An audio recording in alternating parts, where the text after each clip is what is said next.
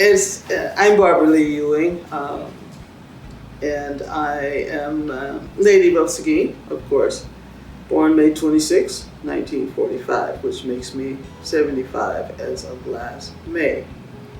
As I listened to Earl talk and trying to focus my thoughts on where I was going with this, we grew up in this, I grew up in the neighborhood that he grew up in, but prior to that, from 1945 until 1955, I lived at a place called 1216 Bowie Street. And my experience there, we didn't move into Earl's neighborhood until 1955, but I can remember not having indoor plumbing, no lights, no water. We had a common hydrant that we would go get our water from. I remember the outhouse as Earl referenced. And so until I was 10 years old, I lived in a neighborhood that was largely, there were no whites whatsoever. Most were Hispanic. In fact, for a long time, I didn't know that I wasn't Hispanic. and I was the only girl in the neighborhood, which has probably helped me to develop my bossy attitude. Because when you're the only girl in a neighborhood of boys, and a few were black, of course, then you had to kind of let your voice be heard. It's a lifelong trait of mine, and I'm very proud of it. You're entitled to my opinion, whether you want it or not. So I spoke Spanish. We played cowboys and Indians. We did all the things that boys like to do. And my mother was insistent that I have dolls. Well, eventually, some of the families moved out and some girls came in, and so I had the dolls and all of that, but I also had the BB gun and the trains and the basketballs and the footballs and so forth. So that helped me later on as I began to deal with a community full of other people other than myself. In the education part of that, Bowie Street was let's see, it's right off Austin Street in a neighborhood now, let's see if I can, where the train station was. Yeah. Does anybody remember that? I know a couple of you in the room probably do. If you left that train station and you made the right there and I don't remember names of streets, but you make the first right, then you make the first left, and the house that we lived in was a converted store. So we had 3 rooms. We had the large room, which was the bedrooms for not only my parents and myself.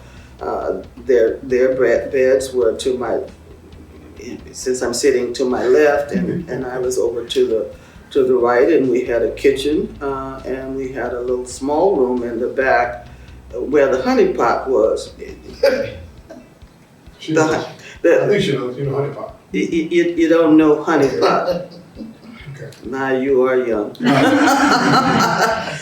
anybody else remember the honey pot in the room? Slop jar. Slop jar. That's when you go to use the bathroom. At night, and then in the morning you take it to the outhouse and you dump it and you clean it at the faucet, and that's what that was.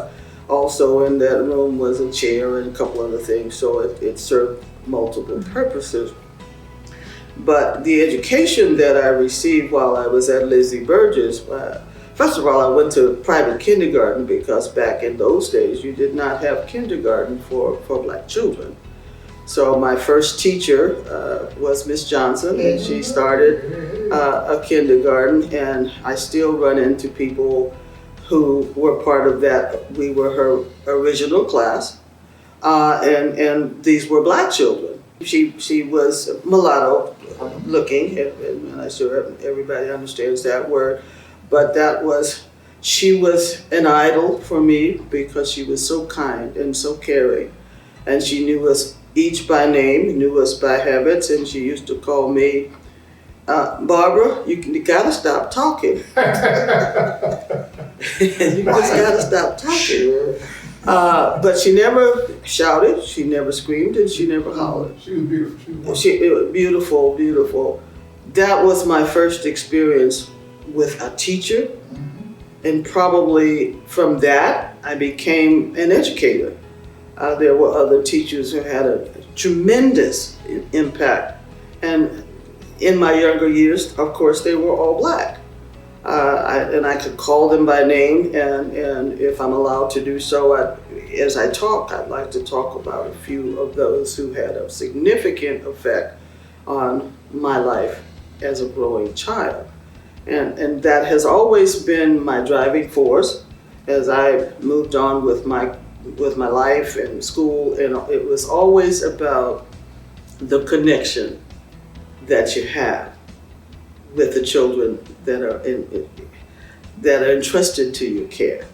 So I went to first grade, and I guess I'm reasonably bright. I'm told that I'm reasonably bright. I have to believe them. So first grade, my mother, who had, just as an aside, my mother had a sixth grade education, and my father, I believe it was seventh grade. But that didn't stop my mother, and that's another driving force in my life. She would have me read all the time.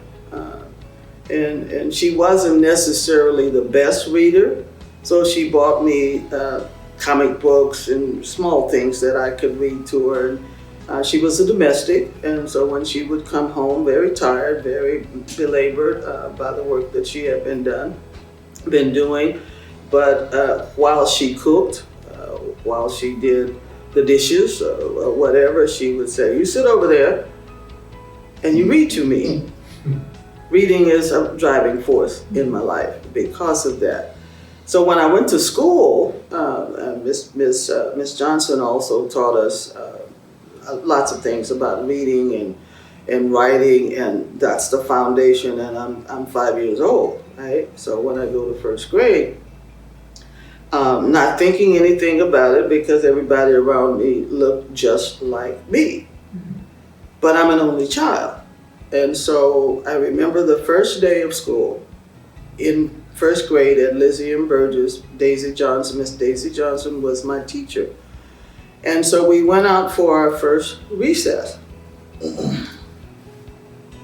And we played, and finally she said, "Okay, children, let's go in." Well, I just kept on doing what I was doing. And she said, "Barbara, it's time to go in." And I said, "Oh, I'll be there in a minute." And then I used a word that was not acceptable. My father was an avid cursor. So it was just language to me. It still is, but I've learned when you use it and when you don't. But at any rate, she didn't like what I said. So somehow she got the word to my mother, and it was a party line, of course. My mother was, so she came to school, and Miss Daisy sent me home. So my first day that I went to public school, I got sent home. So we walked home. My mother never said a word, and I knew in the back of my mind, this is not good. Trouble. So I'm in trouble. So I get home, and my mother was left-handed. Okay, all the significant people in my life seem to have been left-handed, but she was left-handed. So I tried to stay away from her left side. That didn't work. Just because she was left-handed didn't mean she couldn't use the other one. She never hit me in places that you would consider abuse. She hit me on the back of the head with the right hand, and I stumbled, and then the left hand was available. So, boom, boom, boom, boom, boom. And as she talks to you, she's talking to you, and you're crying, and she said, "You better stop crying." You stop crying, and then when you stop crying, she said, "Oh, you don't want to cry? I'll give you something to cry about." So you're somewhat confused, but she said to me, as she sat me in front of her, and And she said, when you go to school, you are there to do whatever you're told to do, and I won't have it any other way. That language that you use, you can't use that at school. Your daddy just, and every other word for him was something that wasn't acceptable in society. So, and she said, don't you ever let me have to come to school to get you again. That's the first day of school, and from that point forward, that always stuck in my mind that I represent my family. And she said, you're going to do wonderful things in life, but you have to behave and you can't talk so much. Well, I behaved, but the talking, not so much. But the impact that teachers had on my life, as I went through Lizzie and Burgess School, it was so caring and wonderful. As a previous person has said, is that they invested in who you were because you were theirs. And they had permission to treat you as their own. I don't think I need to explain that to anyone, but just remember what Dorothy Lee did to me, so that was okay. I remember them all as if it were yesterday. The kindness and the sternness. And one of my teachers, Miss Emily, had the same last name as I did, and that just amazed me. So she became my auntie just because we had the same last name. And she adopted me. She taught me many things, how to wash dishes, how to wash my hands, how to do a whole bunch of things that it was an extension of family. So we didn't have very much. I grew up very poor, but I didn't know I was poor because I didn't have anything to compare it to. Because everybody that I knew, my color, were in the same situation.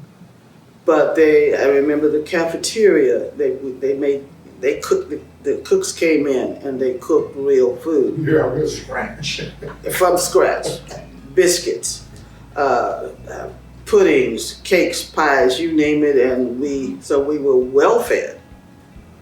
In my thoughts at that time, I never thought about where they got all of that from. I later learned as an educator kind of how that all worked, but many of them brought their own skill to the kitchen, and that's the best part of the day, is that you're going to have this and that and the other. I don't remember if we paid for it or not. I truly do not remember that, but it was the care that we received because we were all part of the Black community. So I went through school.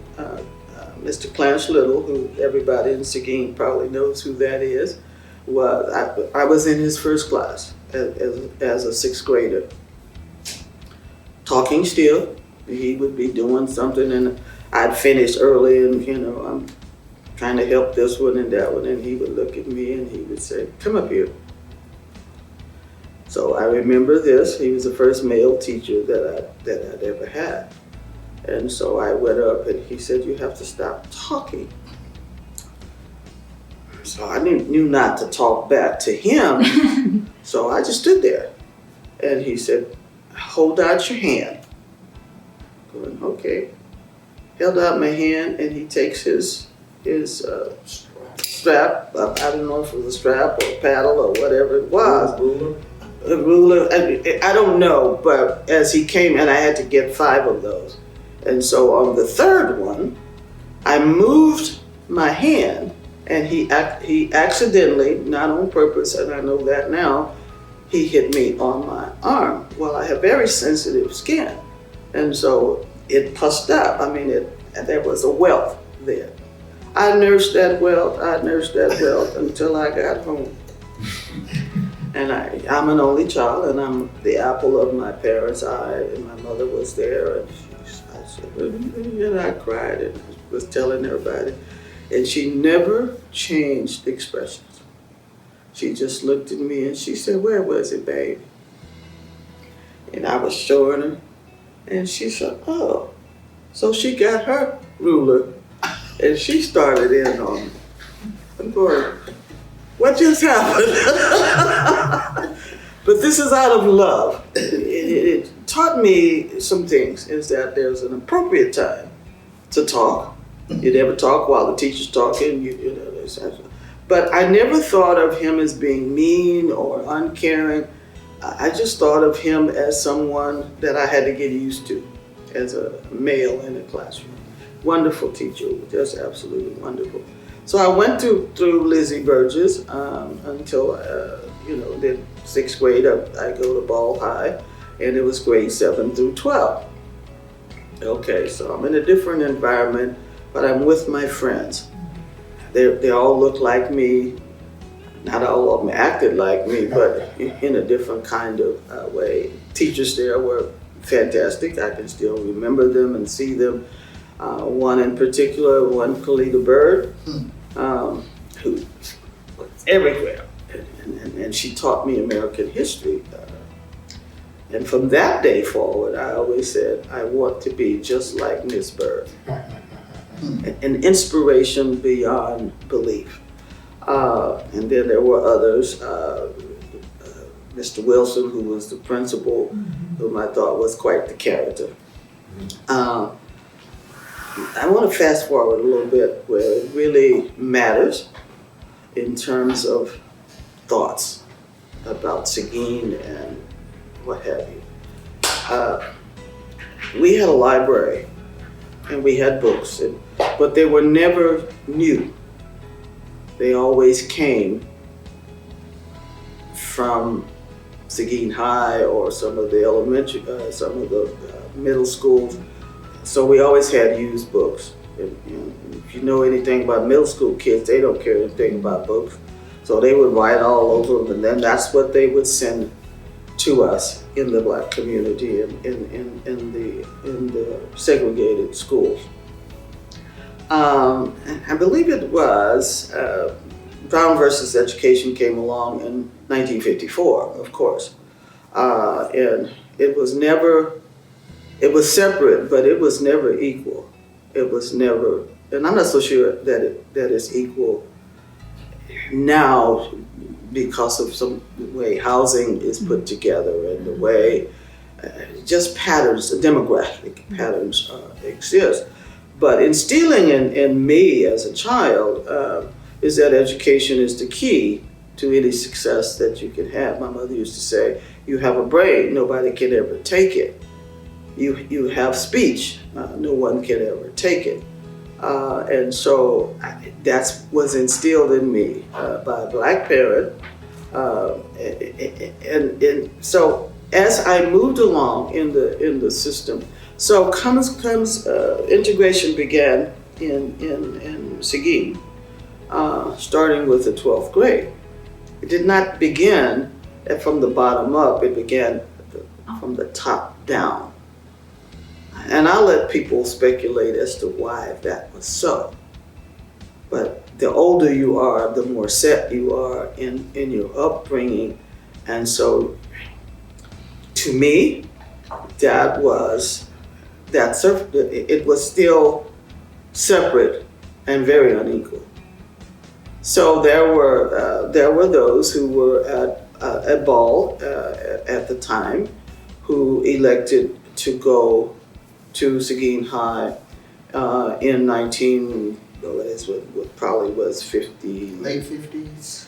Late 50s, because I went in 1961. But there were, I remember the women and the one guy who went to pave the way.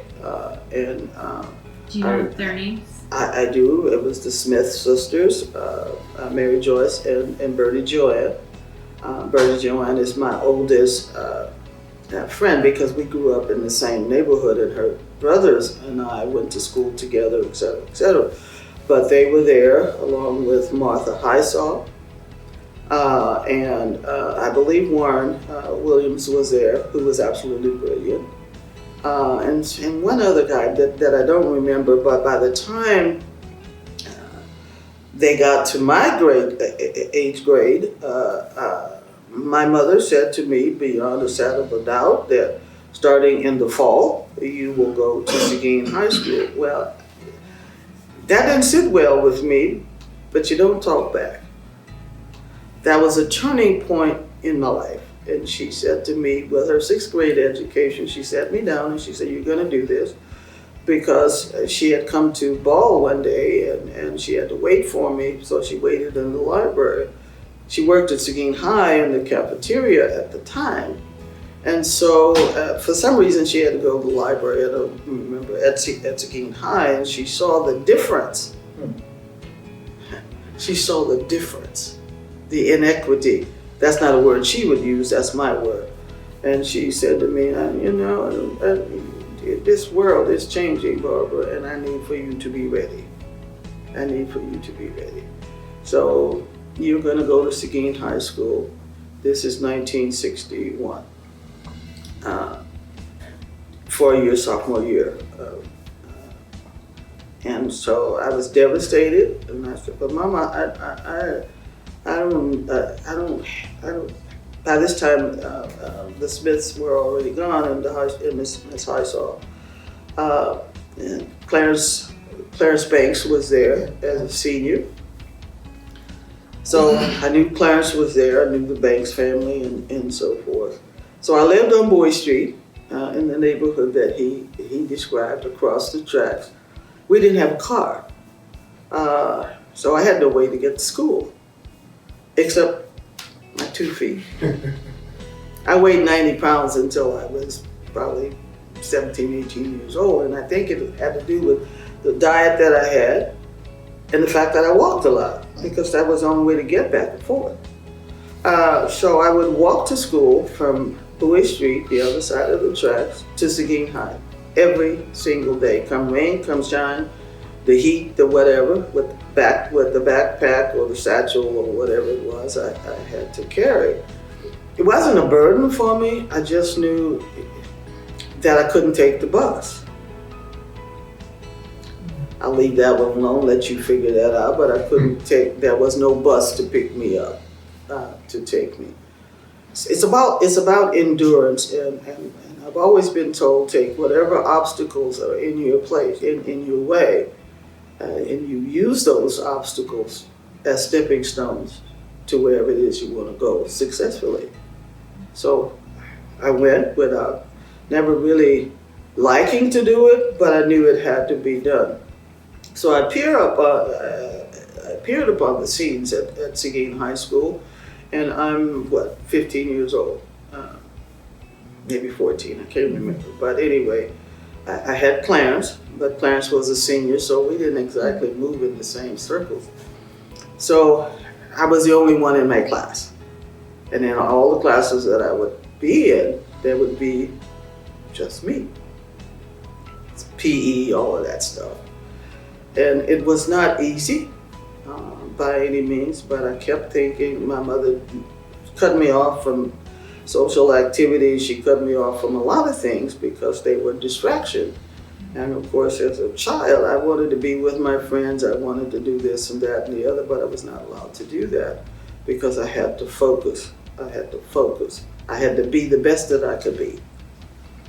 So come the first grading period or whatever, I made the honor roll. I mean, I got all A's, whatever. I didn't understand it, but I made the front page of the paper. That didn't make sense to me. So it wasn't anything that I was trying to do. I was just doing what I was told to do my best.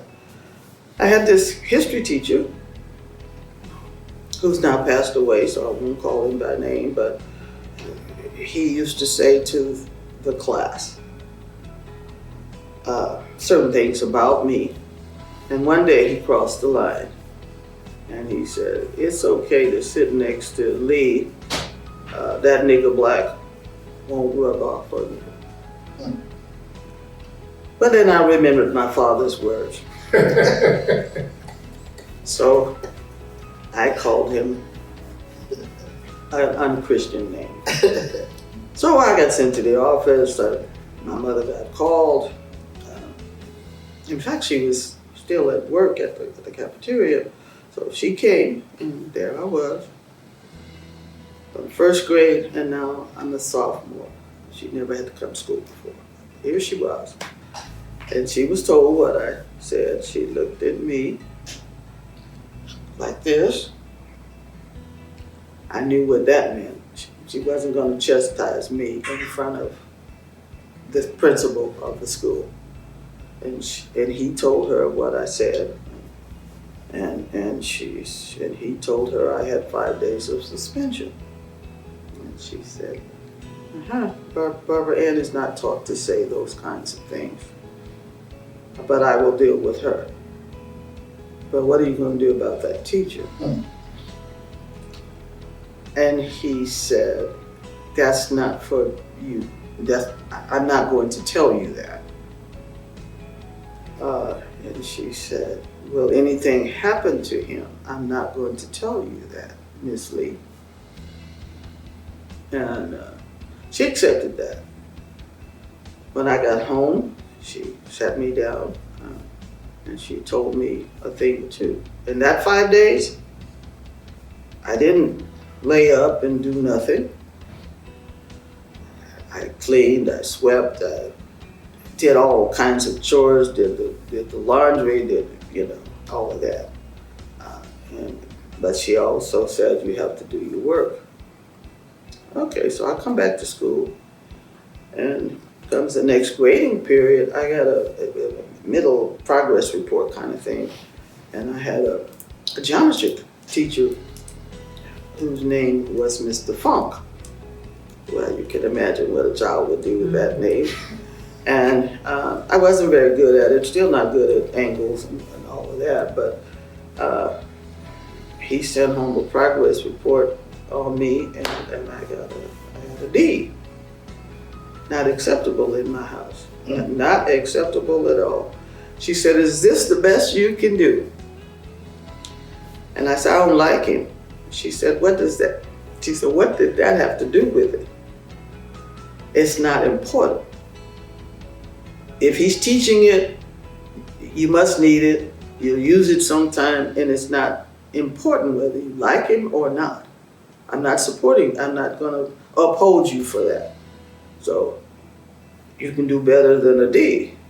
And I said, yeah, but a D was acceptable at that point in the system. And of course, I'm black, so they probably didn't figure I could do much better than that. So anyway, I ended up acing the course because out of sheer will, the fact that he was always not very kind to me, but it no longer became him. It was all about me. Another educator who influenced me, although he didn't know he did, and when I had decided way back in 8th grade that I wanted to be a teacher, I said, well, I'm going to be a teacher like Khalida and not like him. But I was very much aware of what it was all about. Am I taking too much time? I had a question, and it's like going back to your history teacher. So your history teacher would say things in the classroom knowing your mom worked there too? I don't know if he knew that or not. Oh, okay. Probably not. But he would still say things, inappropriate things, and He said what he said because that's who he was. That's who he was. wow. Did I respect him ever again? But I ended up acing the whole thing. It's not about, I always used to tell my students when I was in the classroom and even when I became an administrator, it's not about what that teacher thinks of you, it's about what you think of yourself. And if you really want to get next to somebody that doesn't like you, you shine. It's like in your face. How you like me now? So can you tell me more about that newspaper? You said you were on the front page. Well, I went to high school from 1961 to 1963. I'm a graduate of the class of '63 at Seguin High School. So I can't, I don't remember the date, you know, it was within that first year that I was there. So it's probably in the archive.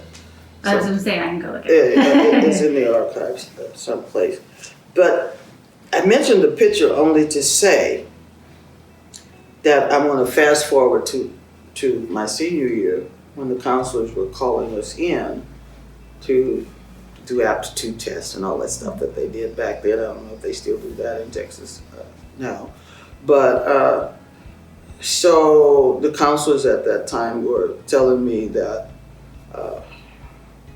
beauty school, secretarial school, and there's nothing wrong with trade schools by no means.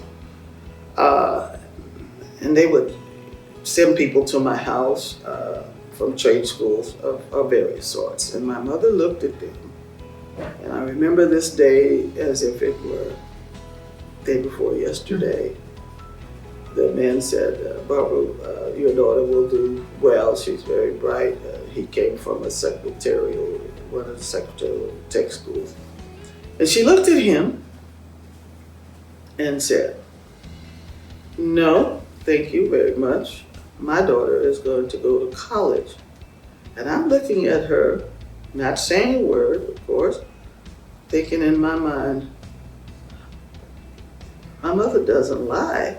So why is he saying that? We don't have any money. And so when he left, I said, Mama, how is that possible? My mother was deeply religious, had a deep abiding faith in Christ. And so she says to me, God will make a way. We'll go back to this picture from before. Now that connects this story.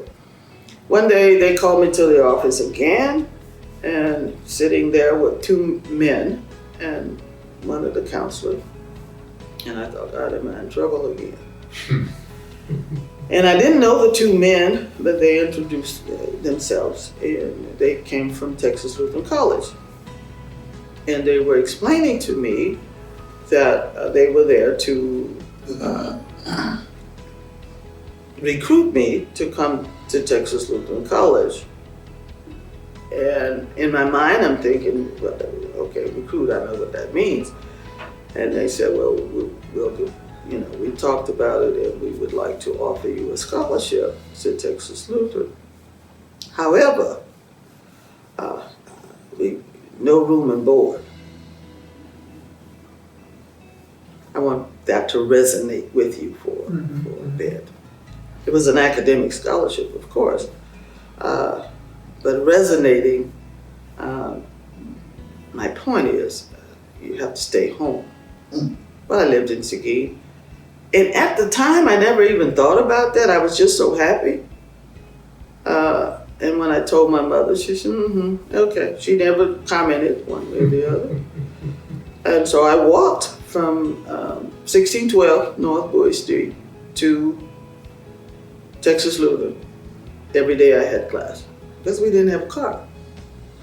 My mother was working, by this time she was working at Randolph Air Force Base, making $8 a day on domestic labor. $8 a day. My father was somewhat of a cook, and the reason I'm so good with gambling is that he was a professional gambler. So that wasn't a whole lot of money coming in. I remember wearing the same pair of shoes to school for an entire year.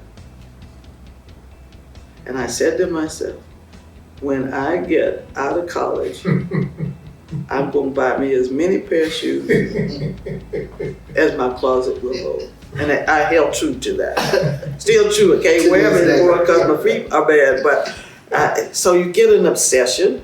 But the thing is overcoming those obstacles. And finally, I remember going down to school and coming down, what street was the steakhouse on, Pat? San Antonio Avenue. Coming down San Antonio Avenue and walking past this wonderful place that was a staple in the community called Tony's Steakhouse.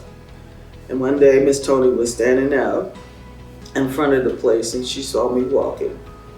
And she said, I was coming back from TLC, and she said, "You look tired."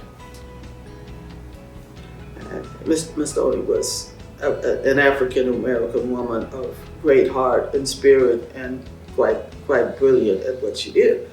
And she said, "Come on in, and I want to have the cook make you something to eat, give you a cold drink." Those things you never forget. So there's always somebody to help you along the way in your community, and out of your community, as a matter of fact. So at TLC there were many. I was the only black. There, period.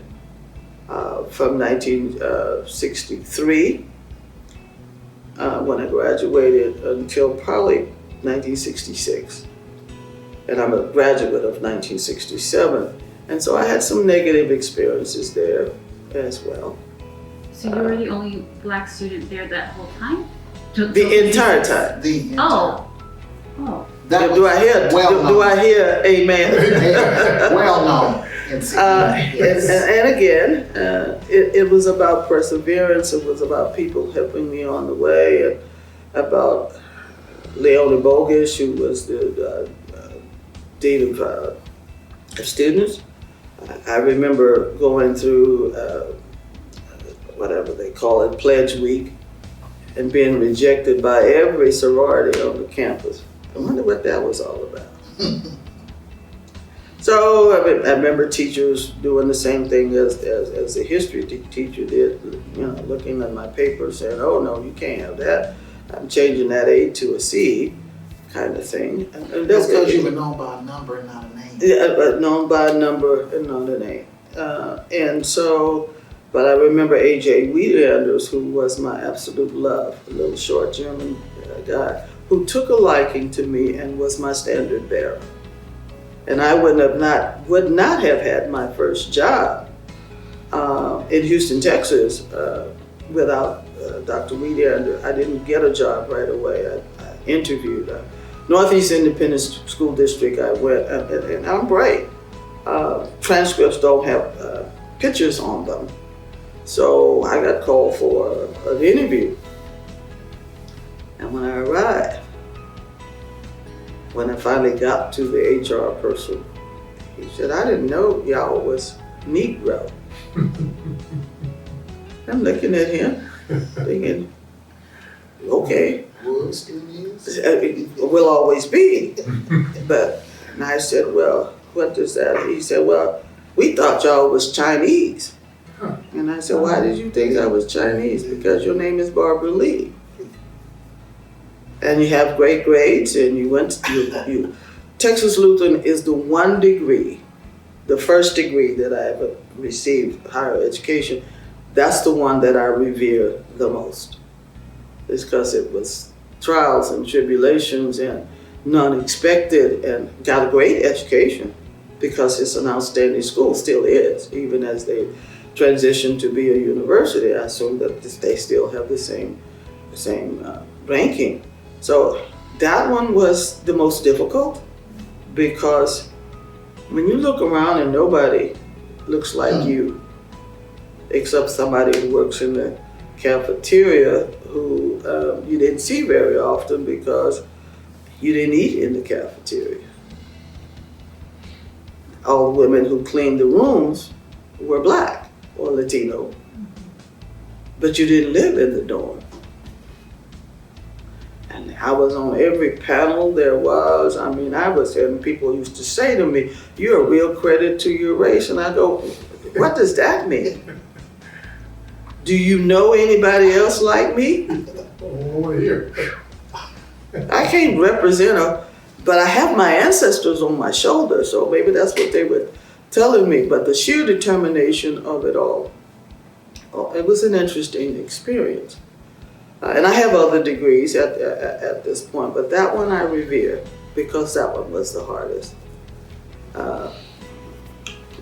Thank God for the two men that came that day and provided me with an opportunity. I walked out of a play one night given by whoever because they did it in blackface. And I'm the only black one there. And I got up and they want to know, what's the matter? Well, why are you leaving? If I have to explain it, there's something wrong with you. But those memories are cherished by me because it made me work harder, do better, and be a better teacher when I got to that point. So that first year I was teaching in Houston. When I walked in the room, the children thought I was the custodian, or one of the custodians, because they were all white and I'm the only black on that campus. So it's about being the only one or whatever, but it made me stronger, more prideful, and I taught it to my students. I had a parent come to me in Houston because I was teaching the Civil War the wrong way. Because his granddaughter told him that I said that the South lost the Civil War.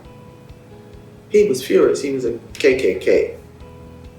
That's factual. Excuse me? That was actually facts. You were just But he was a KKK and I was just putting them funny ideas in his granddaughter's head. And I stood my ground and I said, well, it's just history. But she ain't never had a nigger teacher before. And I said, well, it doesn't have anything to do with me. Well, they fought that war because of you. I said, no, it had to do with economics, actually. So the principal said, I back you 100% as far as I can, Ms. Lee. 100% as far as I can. How far is that? Who knows? So, Very firm. again, one day, I lived in Houston and was home almost every other weekend because I missed my mama, right? But one day, the superintendent of schools in the Seguin Independent School District gave me a call, personal call, and he asked me if I would return to Seguin and teach at Seguin High School.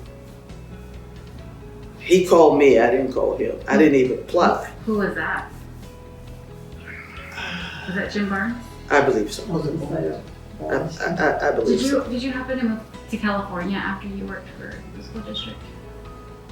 Yes, I moved I moved in 1977. My husband was in the Air Force. The first base we were on was I'm not psychic, I'm just saying. in Biloxi, Mississippi. It was my first away from Texas. I didn't work when I was in Mississippi, so. Keesler Air Force Base. Yeah, at Keesler Air, he was in training there, cross training or whatever. He used to go to the beach every day. White beaches of Biloxi, beautiful. Oddly enough, I stood out on that beach because, Beautiful. Yeah. for obvious reason, and there was few trees, and the whites would always get there. But I had a plan. I said, okay, they don't like me here. So I kept moving closer and closer to them, and when I got too close for their comfort, they get up because they didn't want to be near me. But who won? I got the tree. That's funny. Was Gingrich the principal when you were there? Yes. Yes, okay, I was just trying to understand. Yeah, Mr. Gingrich was the principal. So when Jim Barnes called you, what time, what year was that like? It was the year that we walked on the moon. What was that, 69? Had it been integrated already, or was it starting? Oh, or? it was integrated. The last class to graduate from Ball High School was the class of 66, I think. 66. We were the first class, black class, to graduate from Seguin High. My brother Jeep graduated in '60, and he was one of the first. I think he was the first class that went all the way through the new high school. Okay, But Jeep, speaking of Jeep, he's one of my dear friends. He's a great guy. But at any rate, I came back to Seguin, and I was given. I'm a history major, so that's what I did. But Angela Davis was kind of, she was out there, the Black Power thing and this and that and the other. and I'm teaching American history. That's part of American history. So I put this big poster of Angela Davis on my wall in my classroom. For no other reason is that she was a central figure at that particular point in time. I don't know, some parents got upset. They reported me. I had to go before the superintendent, and he said, you have to take it down. And I said, no. I said, no. To me, education is about expanding the mind. And that picture was a dropping off point for class discussion about the modern revolution. It wasn't about, to me, it didn't have anything to do with racism or trying to change. It was for them to talk about. That's what teaching is. To explore, to open up an understanding, visualizing, and that's what teaching is. It's not about Columbus discovered America in 1492. It's about whatever else was happening, and did he really? To develop thought. Anyway, the pitch stayed up there because I said to him, it's called free speech, and these students need to be exposed. But we're talking about Seguin, Texas. And we're talking about a black woman talking about having students talk about another black woman who is absolutely brilliant. Not me, her. But it's not about Angela. It was about cutting off students from living in the world in which they live and what they have to face. We got through that. Then I created a course called Multicultural Studies, and that was an inquiry course as well. It was my course that I developed. Opening the mind of children sitting in front of you is the duty of the teacher.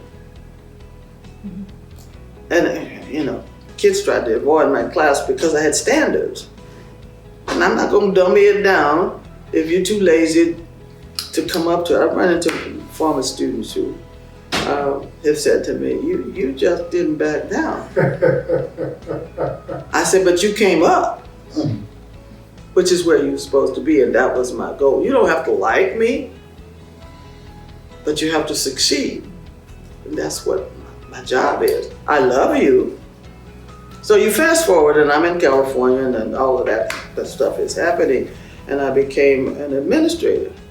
And I administrated the same way that I did as a counselor and as a teacher. My focus is always on the student. Teachers used to accuse me all the time about being on the kids' side, and I said, yeah, I am. And so should you. Because that's what it's all about. That racism existed there as it did here. It's not about the child sitting in front of you and what color they are. It's about opening and expanding the mind. I've had a wonderful life. At age 75, I can mentor, which I do. I can tell my story, and there are parts of the story that, of course, I left off because it wasn't relevant here. I want to talk about the education of it all, and that is the key to success. Since I've been sheltering in place since February, I've read many things. It's talked about the fragility of the white Christian. I read that. People who say I'm not a racist. What does that mean? You've self-identified. The whole thing of I am not something is maybe an indication that you are. On a scale of 1 to 5, there are people that challenge me, where are you? If George Duke, I don't need to explain to anybody who that is a 9, and I'm a 3, then Barbara, what are you? And I would say, I'm probably a 2.5, trying to get to be a 1 or a 0. but it's not an overnight thing. There's a difference between prejudice and discrimination. Amen. Prejudice, we all have them. But because I'm black, you want to discriminate against me because of the color of my skin. As Martin would say, not the content of my character or what I'm capable of doing. Black people always have to remember you have to be better than anybody else. You can't just be equals. You gotta do better. Always. Always. I've always known that. I still know that. And I would say, I'm not better than you. Just as good. I'm just as good as, and we can do this thing together. But we have to do it in such a way that we have to listen. If you tell me something, I have to be listening to you, not thinking about, oh, I'll be glad when they get finished so I can come back at them. You have to actually be listening to that other person. I just want to say that there will be key people in my life from all races that have influenced me. But one of the things that I do know, growing up in Seguin, and I could have talked about a bunch of negative stuff that has passed on, Jim Crow and all of that, and the fogs that he talked about with the mosquito stuff and all of that. I wanted to have kind of a balance of the negative with the positive. I'm very sure that I have done what I have done, and many others have benefited from. I was the first female and first black ever on the Seguin City Council. And I was 25 years old. Because of my students, they go, you talking about all of this, why don't you get involved? So it was a challenge. Earl Reddick Sr. was my campaign manager, and he was relentless. I mean, I was tired, and he said, no, we gotta go here, we gotta go over here, we gotta talk to this group, we gotta talk to that group over. And so I sat there, and they never had a person of color, my color, and female besides, and bossy as I am, to sit on that esteemed august body. Al Caby was the mayor, and Roger Wilde, who had been there since Jesus was born, and I'm making funny. Tex Schultz, Roger Erck, Sam Flores. Sam was relentless in standing up for the Mexican American communities. Well, I'm here, so I got to stand up and be counted.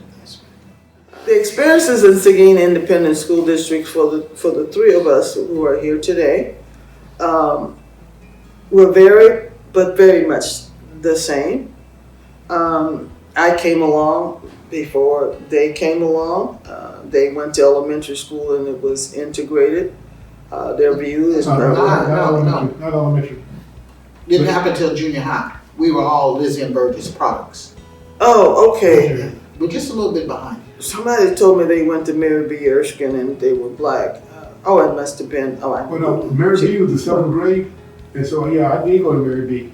Yeah, because that's what I thought. Okay, yes. We're just 4 years behind you, so. Yeah. But we were 1 through 6th grade at Burgess. Yeah, 1 through 6, and then after that, as I recounted before, I went to Ball, and Ball was still black. And I want to say something. I don't know what happened to all of those teachers at Ball. I do know what happened when the full integration came. I don't know exactly what happened. I was at TLC in 66. But when I finally realized what had occurred, those teachers, the George Mercers, the Gladys Perriman, someone told me that Mr. Henry Wilson. He came to high school as assistant principal. Okay, I'm telling the story. Yeah. I thought that was the question. Yeah. that Mr. Wilson came to Seguin High as a vice principal. I wasn't there at that point, and I said, "Oh, is that right? I don't think that's right." But now I know that it was right, because when I finally did come to Seguin High as a teacher, Mr. Wilson was over some kind of book depository right there on 123. Yes. So I correct my error, is that once I talked to somebody who was actually there, they said, yeah, he was there, being Mr. Wilson, who he is. I'm gonna leave it at that. But when I got to Seguin High, there was George Mercer, Gladys Perriman, Mr. Harris, who had been there, and whom the athletic building is named for, Goldie Harris, little short man, wonderful guy. And so I don't know what happened to the elementary teachers. I'm sure Mr. Barnes told that story. I don't think it was as smooth as most people thought it was, because Mr. Wilson was a principal at Ball. So I don't know how they demoted him to be a vice principal at Seguin High. And that's the way I viewed it, as a demotion, giving you a place almost of equal status, but not really. So, And see, they didn't use the term assistant and associate principals then like they do now. So, yeah, with vice, but I understand also that a lot of the teachers, elementary, were displaced or had to go to early retornaments. Because that happened, yeah, I know, because I talked to some of, because there were not places. yeah, you know, Kalita Bird continued to work. Kalita could work anywhere and continue to be a force of nature. She was a force of nature. But many of them went to San Antonio, and some just took early retirement. Took early. So it wasn't that smooth. And I want to say that, I want to go on record as saying that what it appeared to be to others was not that smooth, because to me, and I was never a vice principal. You know, what district that I worked for in California thought of vice. You're not in charge of vice. You're still an educator. So it was always assistant or associate, and those are names that are appropriate. But when you take a principal who had been at Ball High School for as many years as I knew of, an established institution, and you put them someplace else in an integrated system and call him a vice principal, that's degrading to me. It is absolutely degrading. If he didn't view it that way, but I'm talking about my reaction to it.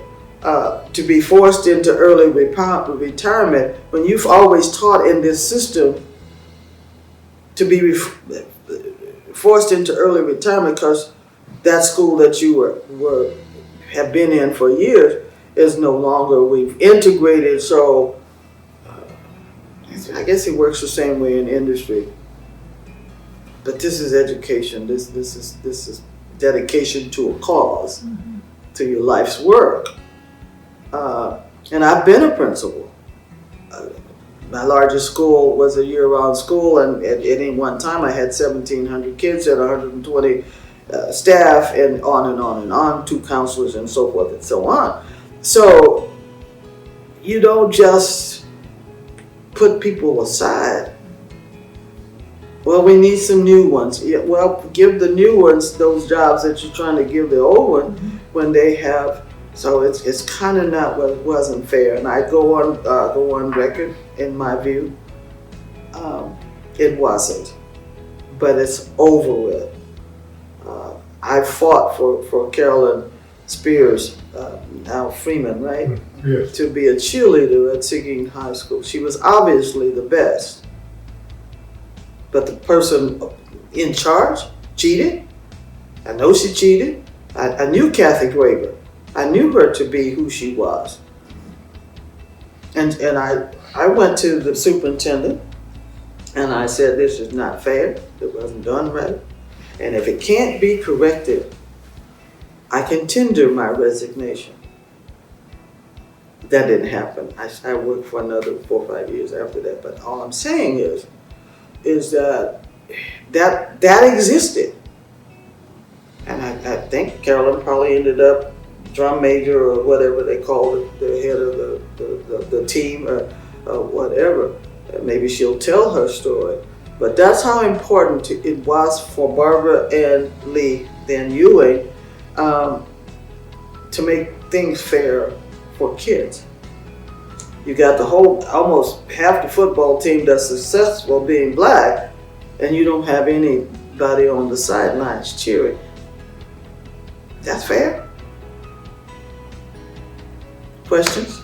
He mentioned the cheerleader in his Kind of transcript. like the House of Representatives, isn't it? Huh? Kind of like the House of Yeah, Representatives. I'm on the hot seat. No, it's been He mentioned the cheerleader, and I was like, what does cheerleading have to do with? But now it full circle. now it comes to pass. It was so important to me that we would meet and talk, and I was the teacher, and I would say to the parents, black parents who came and sat with me,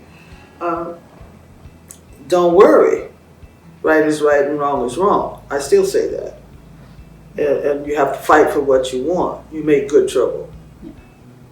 But I had the credentials. I could clean up my classroom, apply someplace else, because then I had the experience and the reputation. And maybe the reputation wouldn't have given me a job so fast. But all I'm saying is that it took struggle to get to wherever it is we are. But in my parting remarks, I'd like to one day open that Seguin magazine. Is that what it's called? I think so. Which one? The Gazette, the one the Gazette does. The Seguin Gazette? Yeah. These people? They do it. When I came back from California after being gone, and I'm trying to catch up, and so I'm reading this, and I said, if I'm looking at media, written media, in this area, in Seguin, I wouldn't think that any black people lived here. And on that, I'm done.